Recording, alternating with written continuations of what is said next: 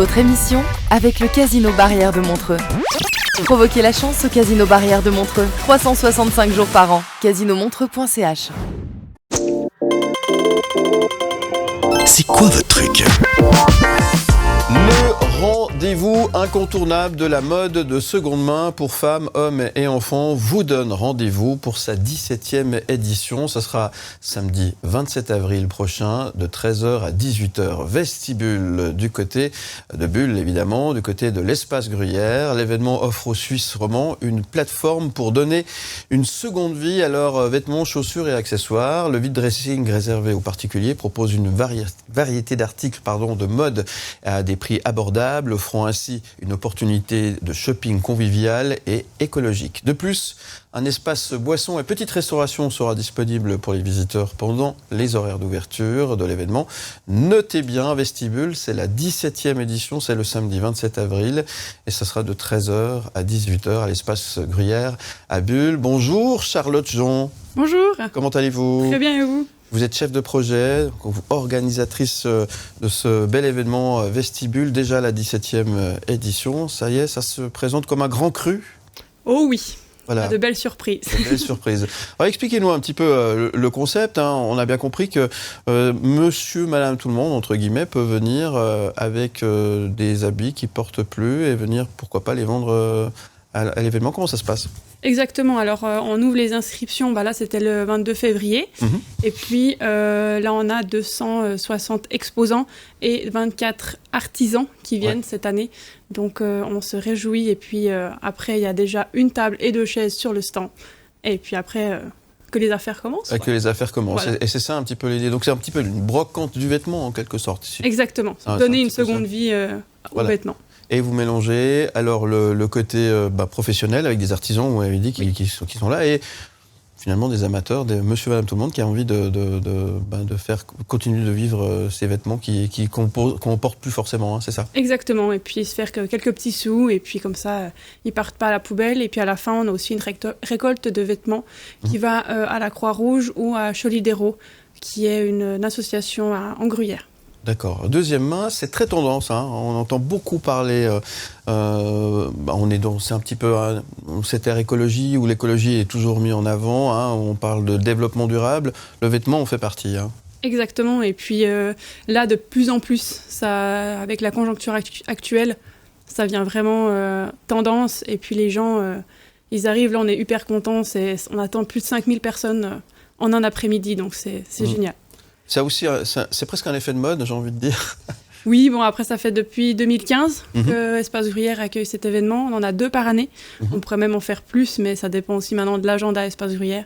Donc c'est vrai qu'on est très content de l'engouement de cet événement.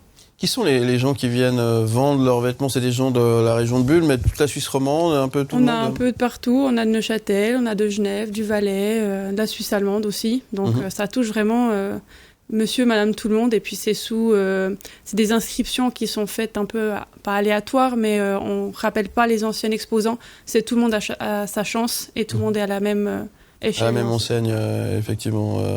Mais j'imagine qu'il y a quand même des règles, alors, pour celles et ceux qui voudraient peut-être participer l'année prochaine.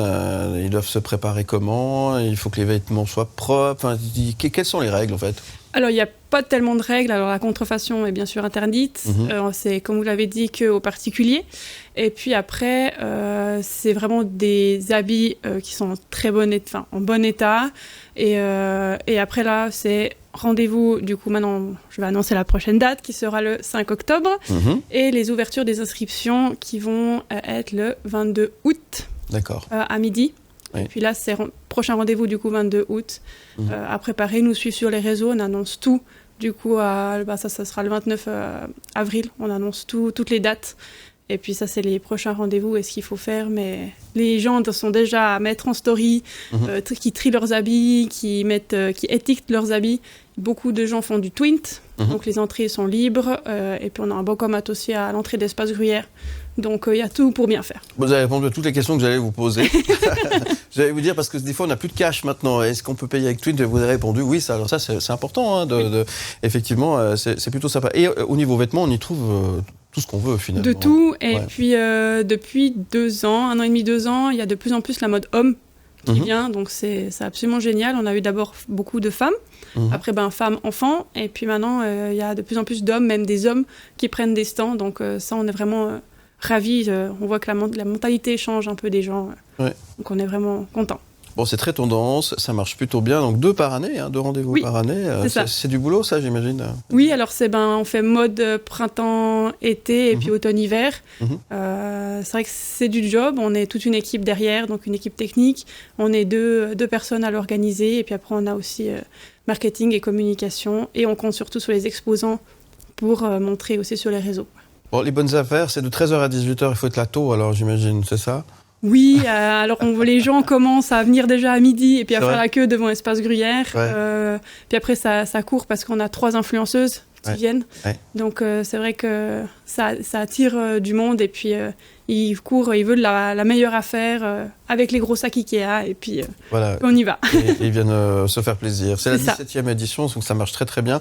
Et en plus, il y a pour la bonne cause, il y a des vêtements qui sont aussi récupérés pour des associations. Hein. Ça, c'est aussi c'est aussi du travail et bravo pour ce que vous faites. Merci beaucoup. Voilà. Si on veut avoir des infos complémentaires, qu'est-ce qu'il faut faire ? Est-ce qu'il y a un site internet qui nous permet d'en savoir un petit peu plus sur Vestibule 17e édition ? Oui, alors c'est tout sur le site Espace Gruyère ou alors on a une page Facebook, donc Vide Dressing Vestibule, et puis on a aussi sur un compte Instagram où là c'est vesti-bulle et puis il y a toutes les informations ici en temps voulu. Très bien. Alors c'est souvent madame qui va faire fouiller dans les habits, puis monsieur peut boire un verre pendant ce temps. Hein. Exactement, on a 2 espaces de restauration assis, en plus avec une belle vue sur la mezzanine, sur tous les stands. Donc il y a aucun souci pour que monsieur attende avec la poussette et puis madame fasse les affaires. Eh bien, voilà une belle idée. 17e édition, c'est le samedi 27 avril. Vestibule, c'est à Montcalm. C'est de 13h à 18h à Espace Gruyère à Bulle. Toutes les infos sur le site Espace Gruyère. Charlotte Jean, merci beaucoup. Avec grand plaisir. Qu'est-ce qu'on peut vous souhaiter, à part un bon week-end ? Un bon succès et puis que des meilleures affaires pour les exposants. Eh bien, on vous le souhaite. À très bientôt sur RMC sur Canal+. Merci beaucoup. Donc j'ai une attache pour nos voisins romains. On appelle ça l'escroquerie, c'est mon métier. Je suis en bonne compagnie avec ça. Énorme. Je suis Comor, vendeur de drogue. Il y a Philippe Morax qui arrive dans votre grève. C'est ce... Ça va donner de la peine. Presque me faire oublier qu'il est 7h. L'invité du matin. Mon invité ce matin fait vibrer les scènes du stand-up avec son style à la fois caustique et sincère. Lauréate du tremplin Mort-Sourire et finaliste de Mon Premier Montreux, tout ça en 2019. Elle s'est imposée comme une figure incontournable de la nouvelle vague du stand-up francophone. Avec un humour corrosif et sans filtre, elle aborde des sujets variés, de l'absurde à l'intime, toujours avec une pointe de second degré. Ce matin, elle nous présentera, je l'espère, son approche de l'humour où l'authenticité et l'autodérision sont de mise. Une artiste qui prouve que rien n'est sacré en matière de comédie. Une artiste qui a su se faire un nom, un vrai nom. Bonjour Cynthia Cataneo. Bonjour. Comment allez-vous ? Super bien. Merci d'être avec nous. Merci d'être avec nous, avec les gens et avec nous ce matin sur le plateau. Oui, c'est ça. Il faut que j'explique le titre avec des gens. Oui, s'il vous plaît. Ouais. Donc oui, c'est le titre de mon spectacle. En fait, c'est très simple. Hein. En fait, c'est qu'est-ce qui se passe sur scène, c'est moi avec des gens. Donc ça, c'est un peu la base. Et puis après, l'histoire un peu qui est racontée dans le spectacle, c'est vraiment mon rapport à l'autre. Comment je me sens un peu des fois mal à l'aise et en même temps c'est sur scène que je suis le plus à l'aise, donc c'est assez paradoxal. Donc voilà, c'est un peu l'histoire de comment gérer le rapport à l'autre. Là, vous êtes à l'aise, là. Ça va, un petit peu, moyen. Bon, tranquille, on vous a fait un petit café, tout. Oui, c'est vrai. Bon. Vous m'avez très bien accueilli, je dois dire. Avec plaisir, en tous les cas. C'est qui ces gens, alors, justement, avec vous sur scène ? Alors, sur scène, moi, je suis toute seule. Mais après, c'est les gens qui viennent me voir et je raconte les histoires. Des gens du public, alors ? Ouais, c'est ça. Ah, carrément. Moi, j'aime bien interagir avec les gens. Alors, je le fais pas tout le temps, je le fais avec bienveillance. J'essaye. Mais ouais, c'est ça. Je discute avec les gens et j'essaie de créer à chaque fois une connexion avec eux et qu'il y ait un truc un peu intime. Je trouve hyper important que ce soit tous les soirs différents et j'aime bien prendre les gens en considération et faire un peu vivre le spectacle avec eux, quoi. Donc, il y a une grande part d'improvisation dans ce que vous faites, alors ?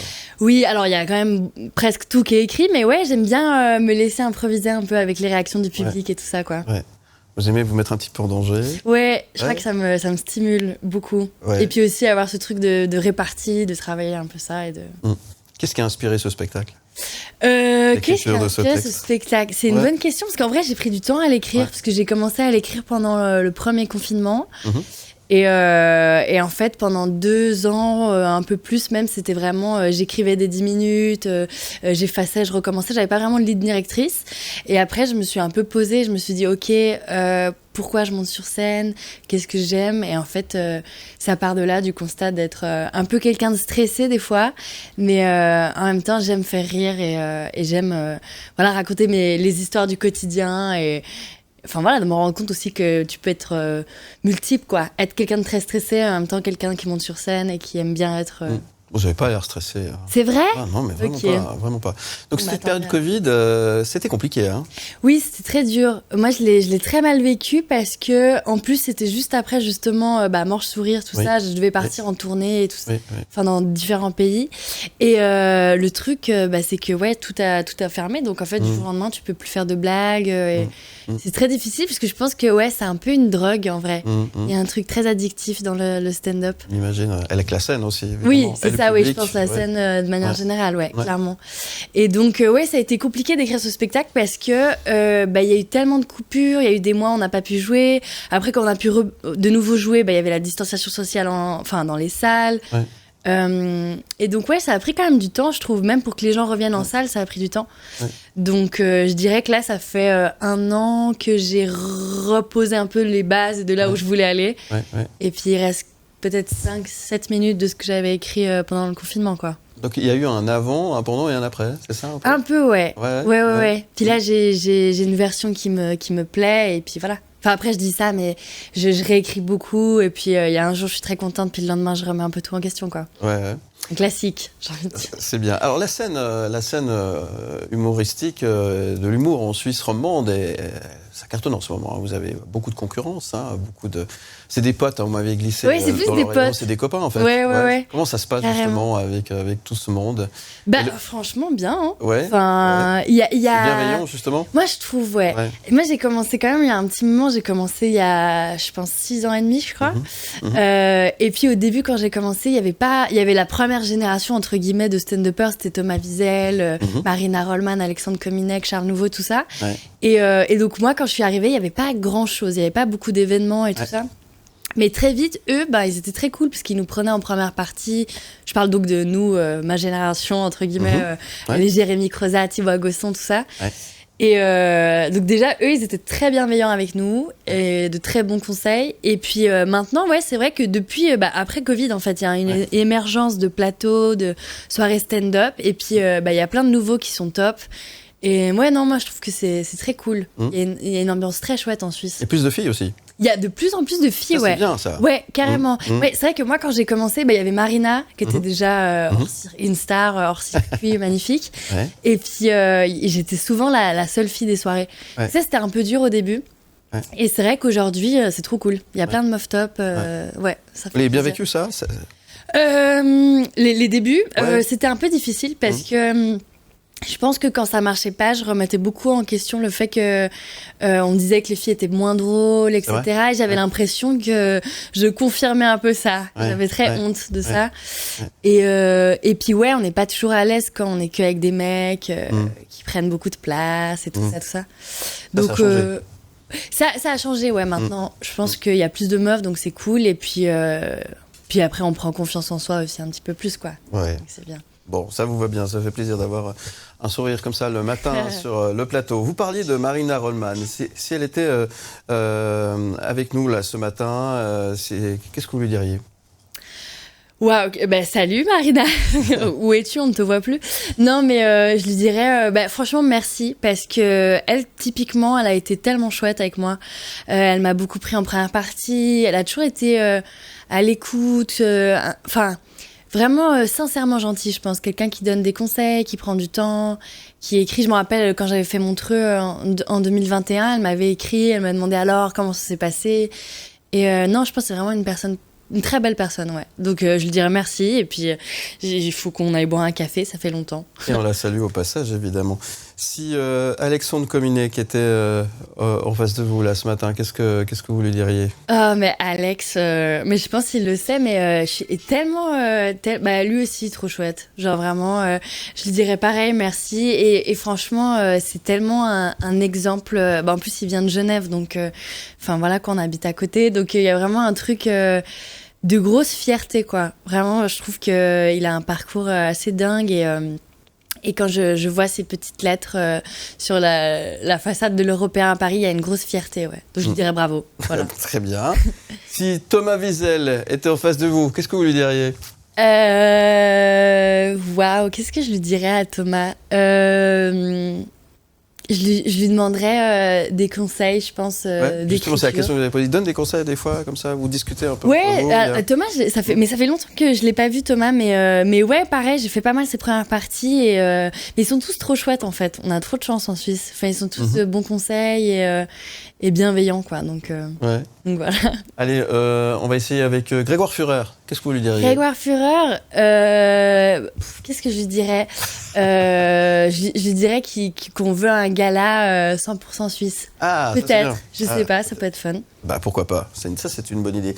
On termine avec Yann Marguet.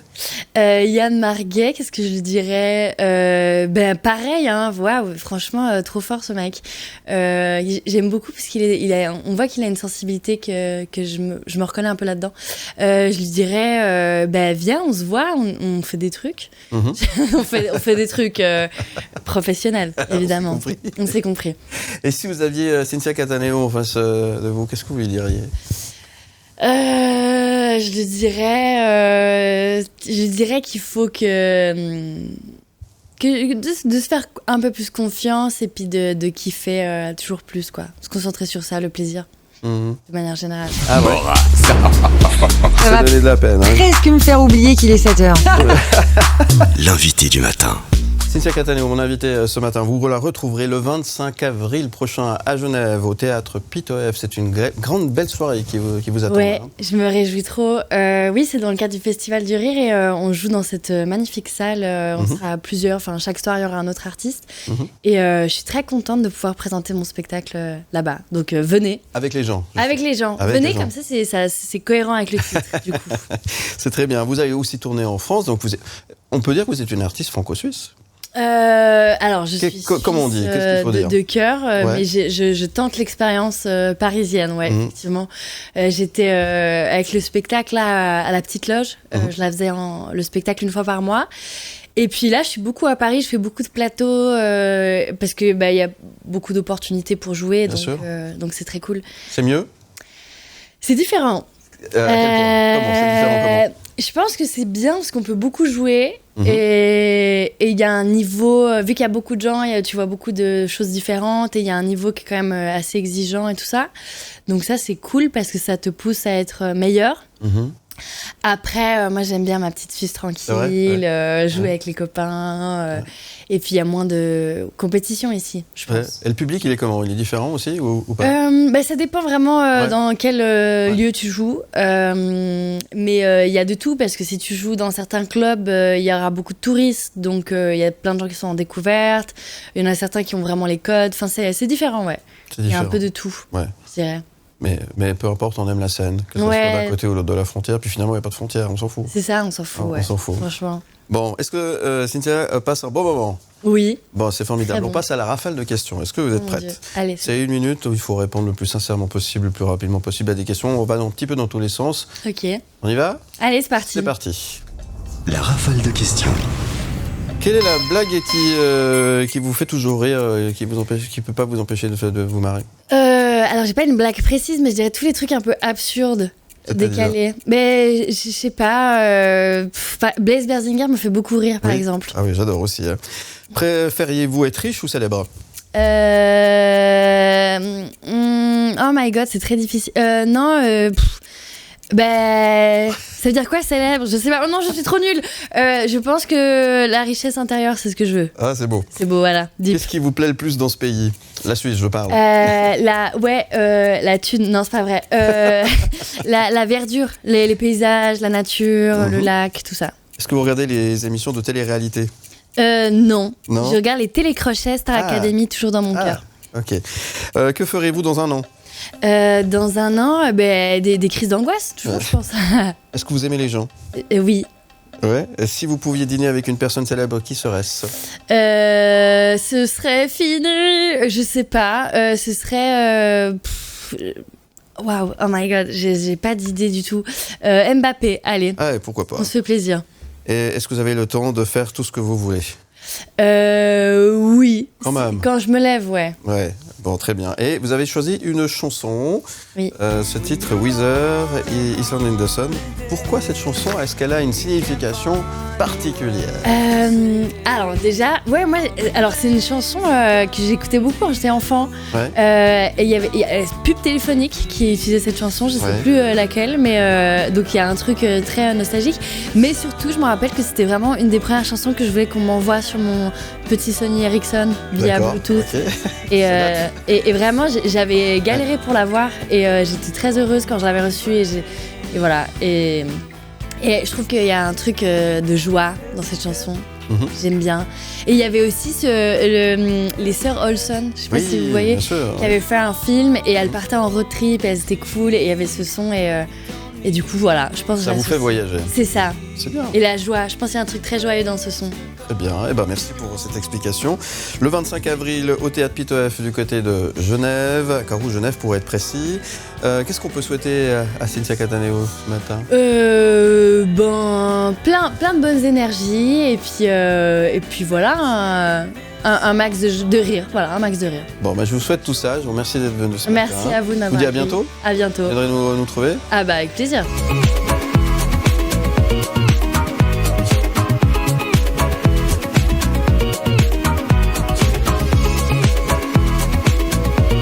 M le Média, la table de Knut. Et ce matin, nous avons l'honneur d'accueillir le chef émérite d'un établissement de la région mondialement réputé, célèbre pour son interprétation exceptionnelle de la cuisine gastronomique suisse, reconnu pour sa cuisine innovante et respectueuse. Notre invité ce matin met un point d'honneur à valoriser les ingrédients de haute qualité, la pureté des saveurs et une rigoureuse sélection des produits. Son approche culinaire, toujours en évolution, s'inscrit dans la droite ligne de la philosophie de ce restaurant prestigieux, mettant l'accent sur l'équilibre nutritif et une parfaite harmonie des textures. Commandeur de l'ordre des vins vaudois notamment, est distingué de 3 étoiles au Michelin ainsi que 19 points au Goemio. Notre invité, Knut, incarne le summum de l'excellence culinaire. Bonjour et bienvenue à Franck Giovannini. Bonjour Franck. Bonjour.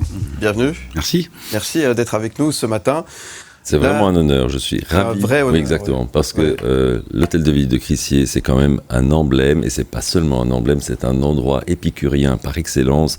J'ai encore des amis qui me disaient qu'ils sont venus manger le menu crustacé récemment, et alors, mis à part le fait qu'ils m'ont dit on n'est presque pas arrivé au bout tellement il y avait, mais ils ont été absolument éblouis, et c'est vrai que chaque fois que j'ai eu l'occasion de m'asseoir à Crissier, ou même de rester debout d'ailleurs, ça a été un enchantement. Donc merci d'être là. Ouais.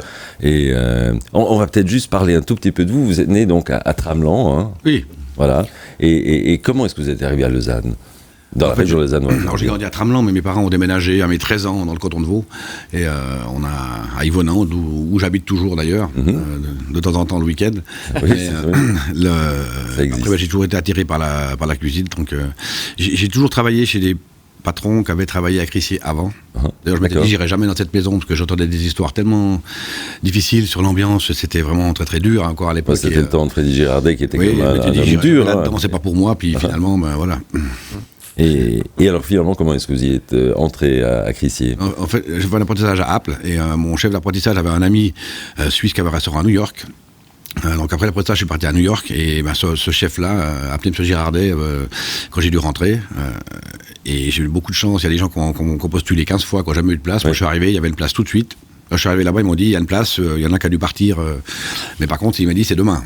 Voilà, mais donc... J'ai dit, ok, demain. Et les premiers mois, c'était pas facile. Je me rappelle, un jour, j'appelais ma mère, je disais, ça va pas durer, ils sont un peu fous là-dedans. Et puis voilà, en même temps, ça vous a assez bien réussi, hein, disons, parce que quand même, j'ai fait une petite liste, là, j'ai cuisinier d'or en 2006, Bocuse de bronze en 2007, disciple d'Escoffier, cuisinier d'or de nouveau en 2010, Bocuse d'or, 5e position, président du Bocuse d'or suisse, initiateur de l'Académie Benoît Violier, initiateur du Grand Prix Joseph Fabre avec Benoît Violier. Vous avez le mérite culinaire suisse, vous avez été cuisinier de l'année. Enfin, on peut pas avoir beaucoup plus, je pense. Quelles sont les prochaines distinctions que vous attendez? Non, pas du tout. Déjà, on fait pas ça pour les distinctions. C'est vrai que le côté concours, quelque chose qui m'a passionné tout de suite. Et grâce à Benoît Violier, qui lui a fait beaucoup de concours avant, c'est le premier qui m'a dit, mais tu devrais essayer de faire des concours, tu as des capacités. Et puis ça m'a passionné directement, ce côté performance, ce côté entraînement, ce côté d'essayer de se mesurer aux autres. Puis ça permettait aussi à l'époque de faire des choses pour nous. On travaillait pour un patron, donc on était toujours sous le nom Philippe Rochat, par exemple. Ça, on faisait ça en dehors pour nous. Et puis c'est une magnifique manière de progresser. On s'entraîne tellement que, évidemment, on est meilleur après qu'avant. Donc le côté concours, ouais, ça m'a vraiment... Effectivement, là, il reste plus de week-end, par contre. Non, alors les concours, c'était beaucoup de week-ends. Ouais, mais puis là, maintenant, alors, il y a un temps pour tout. On a les concours, j'ai donné. Maintenant, on les organise, c'est vrai. Mais on est toujours impliqués. Et je suis très heureux d'avoir des jeunes dans mon équipe qui continuent à faire des concours. Ça montre on a un métier qui n'est pas tout simple. Qui est quand même très stimulant. Quelques heures, on travaille 2 services par jour, c'est des métiers de fous furieux, mais de voir qu'il y a encore des jeunes qui vont travailler le week-end pour s'entraîner pour un concours, ça montre la passion et la motivation qu'ils ont pour leur métier. Et c'est assez merveilleux. En même temps, vous, Franck, vous restez toujours franc, concret, créatif, naturel, très helvétique, en fait. Comment est-ce que vous faites pour garder cette sérénité ? En fait, déjà le côté star qui est maintenant dans notre métier, c'est pas du tout mon truc. Les gens me prennent pour une star, mais moi non. Et je pense que ce côté normal et les pieds sur terre, déjà ça plaît aux gens. Les gens qui viennent à Crissier, quand on dit tiens, ce gaillard il est comme nous, il est sympa, il est pas. Et j'ai des copains chefs qui ont des melons, mais c'est pas mon truc. Moi, c'est vrai qu'on reste simple et le fait aussi d'être chez moi le week-end, je suis à la maison, que mes copains d'école, ma famille, on est des gens normaux et simples. Et même si je dirige maintenant un établissement qui n'est pas normal, vrai qu'il est on le fait en nous-mêmes et je me rends compte que ça plaît beaucoup à tout le monde. Et puis, oui, alors justement, vous êtes combien? Maintenant, vous dites, c'est pas une expédition normale. Combien est-ce qu'il y a de collaborateurs à l'hôtel de ville de Crissier? Il y a 65 personnes qui travaillent à Crissier tous les jours, plus 20 et quelques à la boulangerie. Donc c'est presque 90 employés. Justement, parce que l'hôtel de ville, ça n'est pas qu'un restaurant, enfin, c'est déjà pas mal d'ailleurs, puisque surtout que c'est pas un restaurant tout à fait ordinaire, mais il y a aussi la boulangerie, il y a aussi l'école. Cet hôtel de ville se décline finalement en toute une gamme de postes différents. Il y a un musée aussi au sous-sol que tout le monde n'a pas l'occasion de visiter, mais les clients vous demandent parfois de visiter ce petit musée qui est au sous-sol. Bien sûr, tous les clients, quand on lui parle ou qui mangent au restaurant, sont tout heureux d'aller faire un petit tour dans le musée. Mais c'est vrai que si on fait 2-3 trucs un peu à côté, ça reste maîtrisable parce que c'est à Crissier. Les cours sont dans le restaurant. C'est ça. La boulangerie, alors on a un laboratoire qui fait du pain pour d'autres professionnel depuis 20 ans, la période de Philippe Rochat. C'est vrai qu'il n'y avait jamais de point de vente avant et on m'a proposé la petite boulangerie en face. C'était même pas un but en soi d'avoir un magasin, mais quand on m'a proposé juste l'autre côté de la route, alors ça j'ai pas pu dire non. Et mais ça reste maîtrisable. Je sais déjà que je ferai pas de mettre mon nom sur un bistrot, sur un truc ailleurs, parce qu'on veut rester au restaurant, on veut être là tout le temps, je suis là tous les jours. Et c'est vrai que il y a bien assez à gérer déjà toute la journée dans ce restaurant. Donc tout ce qu'on fait un peu à gauche à droite, donc les cours, le magasin ou le musée, tout ça, ça reste maîtrisable parce que c'est dans les murs. Et puis justement, enfin dans les murs, donc il y a les cours pour les adultes, il y a aussi des cours pour les enfants. J'ai un de mes filleuls je sais plus quel âge il a, 8 ou 9 ans maintenant, qui est revenu enthousiasmé. Il a fait ça il y a 15 jours. Et puis pour lui, c'est une vraie révélation. En rentrant, il voulait devenir cuisinier. C'est vrai que ces cours, ça plaît beaucoup. En plus, maintenant, on les faisait avant dans la cuisine. C'était fou. On faisait des cours dans la cuisine pendant le service. Et on se demande maintenant comment on faisait avant. Maintenant, on s'est dirigé dans l'appartement qui est à l'étage, l'appartement privé de mes 3 prédécesseurs. Moi, je dis toujours, les cours, c'est un privilège. Ils sont dans la cuisine du dimanche, de M. Girardet, M. Rochat. Et ça permet d'avoir des petits groupes de 5 personnes. Et puis, en plus de faire des recettes, d'apprendre plein de choses et de bien manger, ils se rendent compte un peu de ce qui se passe chez nous pendant une journée. Parce qu'on fait l'accueil dans la cuisine, on les fait redescendre pendant le service. Donc, ils vivent le service un petit peu de l'intérieur. Et comme ça, en repartant, ils disent, ah ouais, quand même, et vous faites ça 2 fois par jour. Ils sont déjà surpris, impressionnés de voir l'intensité de ce qui se passe. Bien sûr, oui. Tous les jours, puis en plus de cuisiner, d'apprendre plein de choses. En tout cas là, il est revenu très très fier, ça je peux vous le dire, c'était une réussite.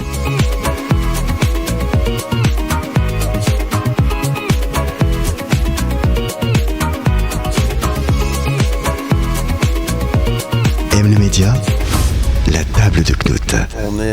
On est du côté de Crissier à l'Hôtel de Ville, cet endroit mythique et cette cuisine exceptionnelle.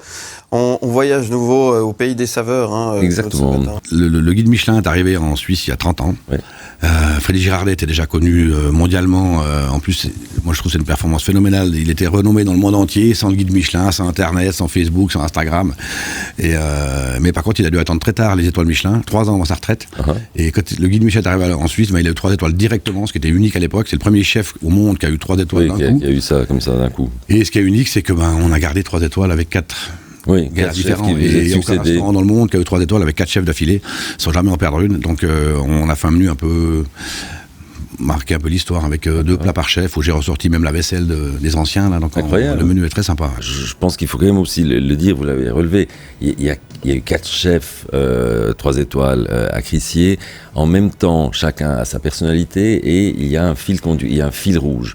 Et je trouve ça fascinant de voir à quel point il y a une signature de Crissier à laquelle se superpose chacune de vos signatures. Comment est-ce qu'on fait pour être le garant d'un fil rouge comme ça ? On a un peu une mission, on a un peu un héritage à traîner derrière, hein, c'est sûr, mais on est marqué quand même par ce fil rouge, par cette philosophie, parce qu'on a tous travaillé ensemble, ça qui est assez unique. Hein. La dernière année de M. Girardet, on était les 4 en même temps dans la cuisine. Ouais.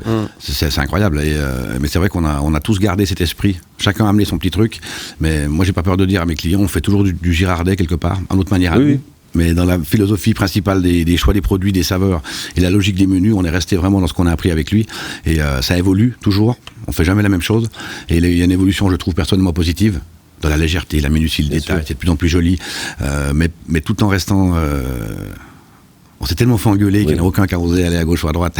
Oui, mais enfin bon, je pense qu'on peut que vous en féliciter. Pour réserver une table à l'hôtel de ville de Crissier, il faut s'y prendre combien de temps à l'avance ? Alors, je veux dire, c'est un petit peu compliqué depuis le Covid. Hein. C'était pas aussi long avant. Il y a eu un effet boule de neige après le Covid. Il y a eu tellement de réservations. Tout le monde a vu que tout le monde anticipe en fait maintenant. Donc les week-ends, on se retrouve avec des délais assez longs. Mais j'ai l'impression que ça revient un petit peu en arrière quand même. Mais les samedis, il y a quelques mois d'attente quand même.